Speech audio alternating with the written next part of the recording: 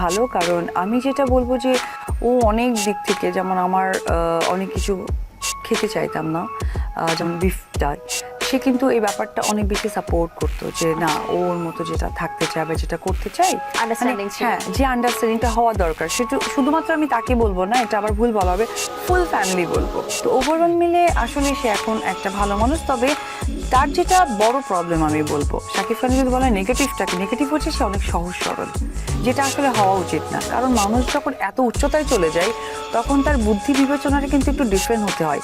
সে অনেক মানুষকে ট্রাস্ট করে এবং ট্রাস্টের জায়গাটা মানুষ ইউজ করে ফেলে। এইটা হচ্ছে গিয়ে তার পজিটিভ নেগেটিভ বলবো। ভালোবাসাটা এখন আসলে মরে যায়।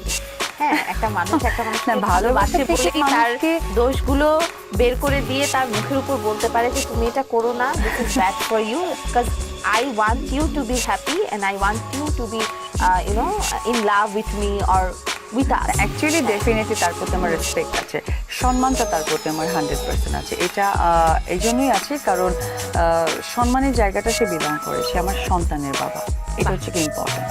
এরকম ভালোবাসাটা থাকুক। সংসার থাকলেই ভালোবাসা থাকে এমন নয়, ভালোবাসার জায়গায় থাকে এবং সেই ভালোবাসাটা আপনাদের থাকুক। বাংলা ফিল্ম ইন্ডাস্ট্রির প্রতি আপনার যে সম্মান, যে ভালোবাসা, যে কাজ, সেটা থাকুক। এবং লাল নীল হলুদ ছবিতে আরো অনেক অনেক শাড়ি আসুক অপুজার প্রোডাকশনে, সেই শুভকামনা রইল। থ্যাংক ইউ, অনেক অনেক ধন্যবাদ এসেছেন। এই ভালোবাসার জায়গা থেকে একটা গান শুনতে শুনতে বাড়ি যাবো, দর্শকদের ছোট করে বিদায় দেন। প্রথমে দর্শকদেরকে ধন্যবাদ জানাই যে এত কষ্ট করে আমার এই বকবকানি শোনার জন্য। তবে অবশ্যই বেলা শেষে বলবো যে আপনারা না থাকলে আমাদের অপূর্ণতা জীবন, কারণ আমরা আর্টিস্ট, আপনাদেরকে নিয়ে আমরা পরিপূরক। বাংলা সিনেমার সাথে থাকুন, বাংলা সিনেমা বেশি বেশি দেখুন। আর অবশ্যই যেহেতু আমার প্রথম প্রযোজনা প্রতিষ্ঠান উপজয় চলচ্চিত্র, যেখান থেকে লাল শাড়ি হয়েছে, এখনও যারা লাল শাড়ি দেখেননি তারা ঈদের আমেজকে মনে ধারণ করে অবশ্যই লাল শাড়ি দেখে আসবে।